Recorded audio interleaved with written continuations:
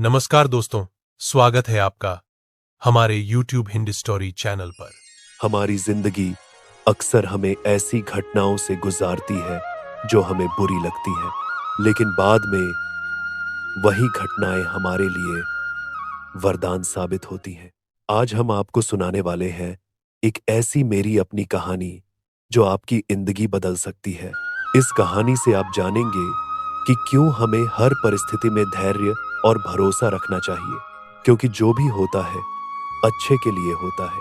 दोस्तों, जिंदगी हमें हर रोज नई नई चुनौतियां देती है। कई बार हमें लगता है कि सब कुछ हमारे खिलाफ हो रहा है, लेकिन असलियत यह है कि हर घटना में ईश्वर की छुपी हुई योजना होती है। आज की कहानी हमें यही सिखाती है कि जो होता है अच्छे के लिए ही होता है। तो आइए शुरू करते हैं।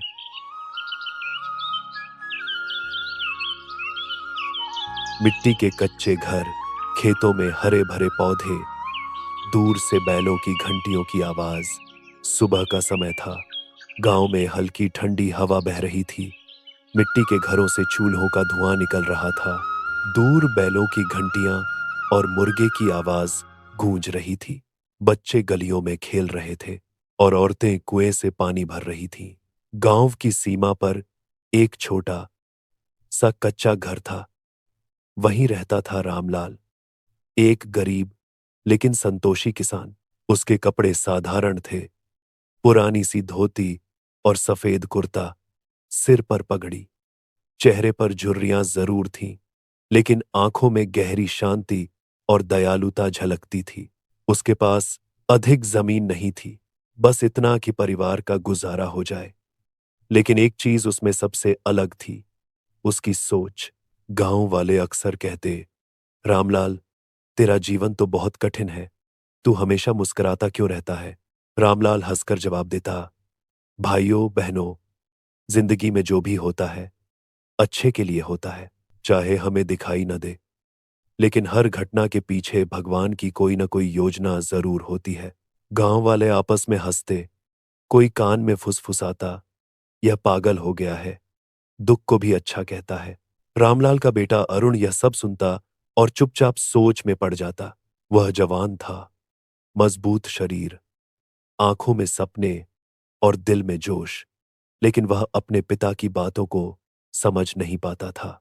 एक दिन उसने गुस्से में कहा, पिताजी, ये कैसी बातें करते रहते हैं आप? अगर घर में भूख लगे, बारिश न हो या नुकसान हो जाए तो आप कहते हैं यह अच्छे के लिए है। आखिर कैसे?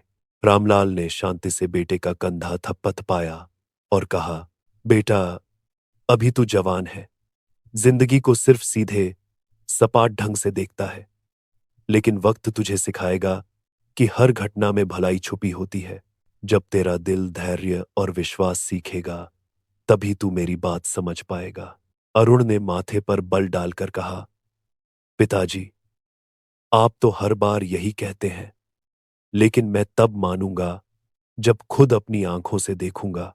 रामलाल मुस्कुराए और बोले, समय ही तुझे सच्चाई दिखाएगा। बेटा, एक दिन दोपहर का समय था। धूप तेज थी और गांव के लोग खेतों से लौटकर पीपल के पेड़ की छांव में बैठे थे।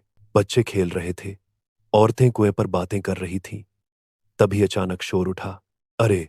रामलाल का घोड़ा भाग गया। सब लोग दौड़ते दौड़ते रामलाल के घर की ओर आए। गांव के लोग घोड़े को खेतों की तरफ भागते देखते और शोर मचाते, पकड़ो पकड़ो। लेकिन घोड़ा तेज था। वह धूल उड़ाते हुए जंगल की ओर भागा और नजर से ओझल हो गया। गांव वाले हैरान थे। किसान की यह एकमात्र दौलत थी, मजबूत सुंदर घोड़ा जो खेतों में काम आता था और कभी कभी सामान ढोने में भी। गांव के बुजुर्ग बोले, रामलाल, तेरा तो सब कुछ लुट गया। तेरे पास यही एक घोड़ा था, अब कैसे गुजारा करेगा? दूसरा आदमी बोला, अरे, अब तो इसकी खेती भी चौपट हो जाएगी। यह तो बड़ा दुर्भाग्य हुआ। गांव वाले ठहाके मारकर आपस में कहने लगे, देखा, हर वक्त कहता है जो होता है अच्छे के लिए होता है।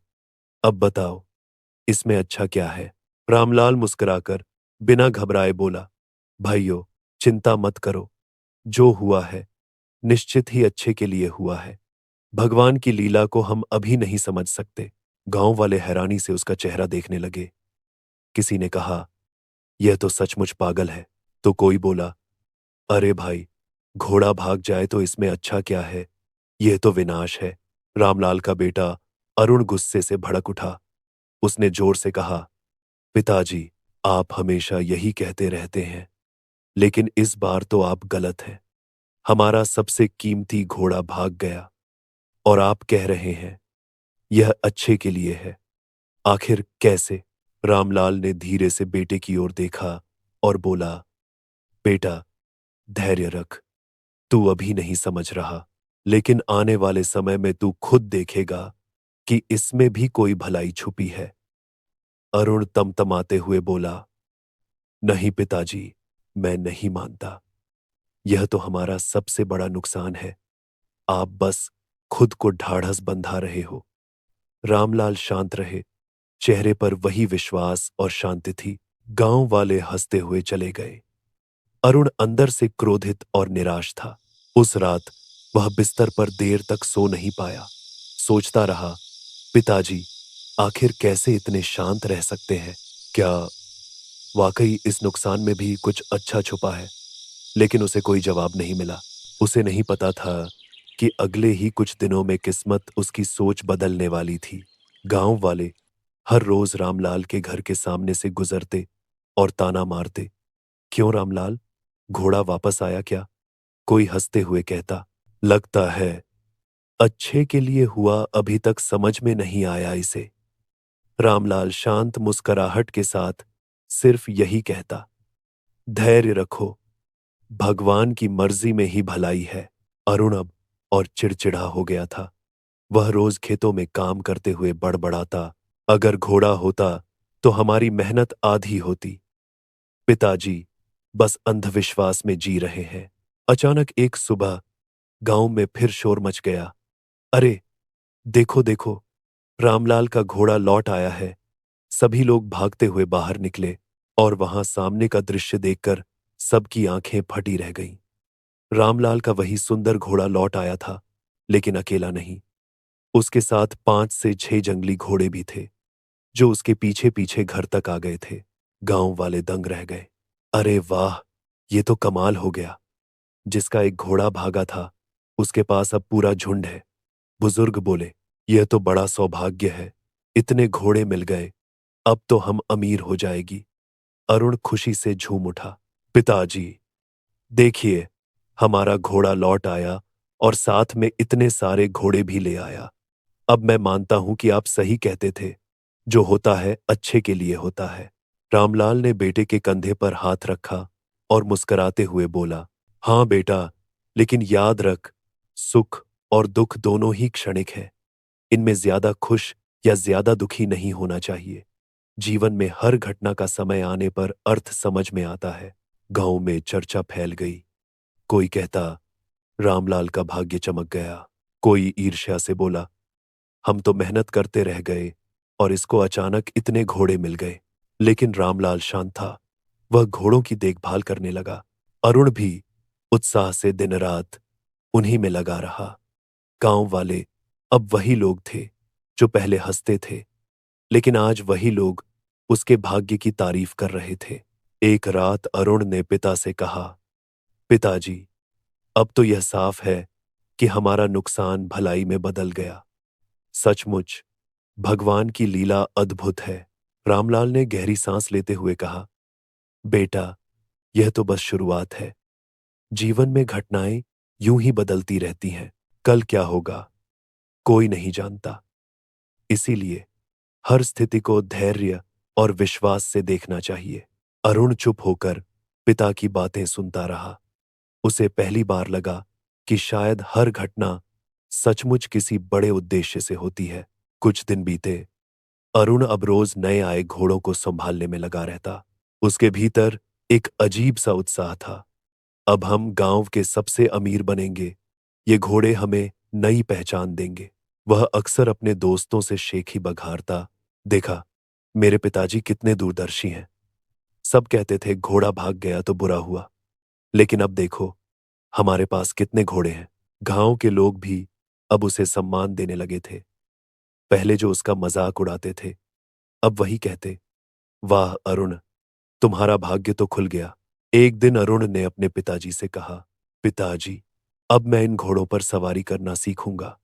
अगर हमें इन्हें बेचना है या खेतों में इस्तेमाल करना है, तो पहले मुझे इन्हें काबू करना होगा। रामलाल ने बेटे को समझाया, बेटा, ये जंगली घोड़े हैं। इन्हें वश में करना आसान नहीं है। धैर्य और समझदारी चाहिए। जल्दबाजी मत करना। लेकिन अरुण उत्साह से बोला, पिताजी, चिंता मत कीजिए। मैं मजबूत हूं, मैं कर लूंगा। सवेरे सवेरे अरुण ने एक घोड़े को पकड़ा और उसकी पीठ पर बैठ गया। गांव वाले भी तमाशा देखने जमा हो गए। सबको उम्मीद थी कि अब रामलाल का बेटा शानदार सवारी करेगा। लेकिन जैसे ही अरुण ने लगाम खींची, घोड़ा बिदक गया। वह बेकाबू होकर इधर उधर भागने लगा। अरुण पूरी ताकत से टिके रहने की कोशिश करता रहा। गांव वाले चिल्लाए, सावधान, कूद जाओ वरना बुरा हो जाएगा। घोड़ा अचानक जोर से उछला और अरुण आसमान में लहराता हुआ जमीन पर बुरी तरह गिर पड़ा। भीड़ भागकर उसकी तरफ दौड़ी। अरुण कराहते हुए बोला, आहा, मेरे पैर, मेरा पैर। जब लोगों ने देखा तो सब दंग रह गए। उसका पैर बुरी तरह टूट चुका था। अरे रामलाल, ये तो बड़ा दुर्भाग्य है। अब तुम्हारा बेटा अपाहिज हो जाएगा।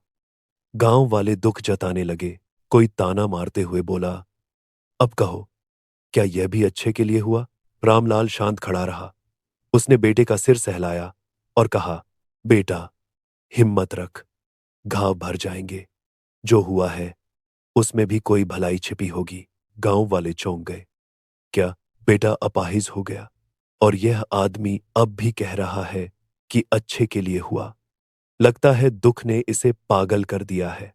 लेकिन रामलाल के चेहरे पर फिर भी वही स्थिर मुस्कान थी। उसे मालूम था कि वक्त के पास हर उत्तर है, बस धैर्य रखना जरूरी है। रात को अरुण दर्द से कराहते हुए बोला, पिताजी, अब मैं कभी दौड़ नहीं पाऊंगा, खेत में काम नहीं कर पाऊंगा। मेरी जिंदगी बेकार हो गई। रामलाल ने बेटे का हाथ पकड़कर कहा, नहीं बेटा, अभी मत सोचो कि तुम्हारा जीवन खत्म हो गया। भगवान की लीला पर भरोसा रखो। आज जो दुख है, कल वही हमारी रक्षा करेगा। अरुण की आंखों में आंसू थे। वह अपने पिता की बात सुनकर चुप हो गया, लेकिन उसके दिल में एक सवाल लगातार उठता रहा, क्या सचमुच यह भी अच्छे के लिए हुआ? कुछ ही दिनों बाद राज्य में हलचल मच गई। चारों ओर अफवाहें उड़ने लगीं। पड़ोसी राज्य ने हमला कर दिया है, युद्ध छिड़ने वाला है। गांव में हर तरफ डर का माहौल था। लोग घरों में बातें कर रहे थे, अगर राजा हार गया तो हम सब गुलाम हो जाएंगे। गांव के चौराहे पर ढोल बजने लगे। सैनिक ऊंचे स्वर में घोषणा करने लगे, महाराज का आदेश है, राज्य का हर नौजवान युद्ध के लिए सेना में शामिल होगा। गांव के माता पिता अपने जवान बेटों को देखकर रोने लगे। माएं अपने बच्चों को गले से चिपका कर कहती, बेटा, वापस जरूर आना। पर भीतर से सबको पता था कि शायद ही कोई लौटे। कुछ युवक उत्साह में भी थे, देश की रक्षा करेंगे, लेकिन चेहरे पर छिपा डर साफ झलकता था। सैनिकों की टोली जब रामलाल के घर पहुंची तो अरुण घबराकर बोला, पिताजी, अब क्या होगा? मैं तो चल भी नहीं सकता। अगर मुझे जबरदस्ती ले गए तो? रामलाल ने शांत स्वर में कहा, बेटा, चिंता मत कर, जो होगा अच्छे के लिए ही होगा। सैनिक घर में घुसे और अरुण को देखा। वह खाट पर बैठा था, पैर पट्टियों से बंधा हुआ। एक सैनिक बोला, ये लड़का तो घायल है, ये युद्ध के लिए अनुपयोगी है। दूसरा सैनिक हंसते हुए बोला, इसे छोड़ दो, यह तो बोझ बनेगा। राजा को केवल स्वस्थ और ताकतवर युवक चाहिए। और बिना समय गंवाए वे आगे बढ़ गए। गांव वाले आश्चर्य से देख रहे थे। जिन बेटों को वे कल तक भाग्यशाली समझते थे, आज वे युद्ध में खींचे जा रहे थे। और जिसे वे बदकिस्मत मान रहे थे, अरुण, वह युद्ध से बच गया। लोग एक दूसरे से कहने लगे, देखा, अरुण का पैर टूटा, तभी ये युद्ध से बच गया। अगर ये स्वस्थ होता तो आज इसे भी युद्ध में जाना पड़ता और शायद कभी लौट कर ना आता। रामलाल शांत खड़े मुस्कुरा रहे थे। उन्होंने बेटे से कहा, अब समझ आया बेटा, जब घोड़ा भागा, जब तू घायल हुआ, सब बुरा लगता था, पर वास्तव में हर घटना में भलाई छिपी थी। भगवान की योजना हमसे बड़ी होती है। अरुण की आंखों से आंसू बहने लगे। उसने पिताजी के पैर पकड़ लिए और बोला, पिताजी, आप सही कहते थे। सचमुच जो होता है अच्छे के लिए ही होता है। कुछ महीनों बाद युद्ध खत्म हुआ। गांव के बहुत से जवान वापस नहीं लौट पाए। कई घरों में मातम छा गया। माएं अपने बेटों की राह देख देख कर रो रही थीं। गांव में सन्नाटा और गम का माहौल था। लेकिन उसी समय लोग ये भी देखते थे कि अरुण अपने पिता के साथ खेत में बैठा मुस्कुरा रहा है। उसका पैर धीरे धीरे ठीक हो रहा था। वह बैसाखियों के सहारे चलने लगा था। गांव के लोग अरुण और रामलाल के पास आए और बोले, रामलाल भाई, अब हमें समझ आ गया। जिसे हम बदकिस्मती समझ रहे थे, वही सबसे बड़ा वरदान साबित हुआ। अगर अरुण का पैर न टूटा होता तो आज ये भी युद्ध में होता और शायद लौटकर कभी ना आता। रामलाल ने गहरी सांस लेकर कहा, बिल्कुल सही। यही कारण है कि मैंने हमेशा कहा, जो होता है अच्छे के लिए होता है। अरुण की आंखें भर आईं। वो बोला, पिताजी, अब मैं कभी भी जीवन की घटनाओं को लेकर अधीर नहीं होऊंगा। मैं समझ गया हूं कि हर कठिनाई में भी भगवान की कोई योजना छिपी होती है। हमें धैर्य रखना चाहिए और विश्वास नहीं खोना चाहिए। रामलाल ने बेटे के सिर पर हाथ रखा और मुस्कुराते हुए कहा, यही जीवन का सबसे बड़ा सबक है बेटा। सुख दुख आते जाते रहेंगे, लेकिन विश्वास रखने वाला इंसान कभी हारता नहीं। यह कहानी हमें सिखाती है कि जीवन की हर घटना का कोई न कोई छुपा हुआ कारण होता है। कभी घोड़े का भाग जाना, कभी पैर का टूट जाना। पहली नजर में यह सब बुरा लगता है, लेकिन वक्त बीतने के बाद हमें समझ आता है कि हर घटना हमें किसी बड़े संकट से बचाने के लिए होती है। तो दोस्तों, अगली बार जब जीवन आपको किसी कठिनाई में डाले, तो याद रखना, जो होता है अच्छे के लिए ही होता है। अगर ये कहानी आपके दिल को छू गई हो, तो वीडियो को लाइक करें, चैनल को सब्सक्राइब करें और इस कहानी को अपने दोस्तों तक पहुंचाएं।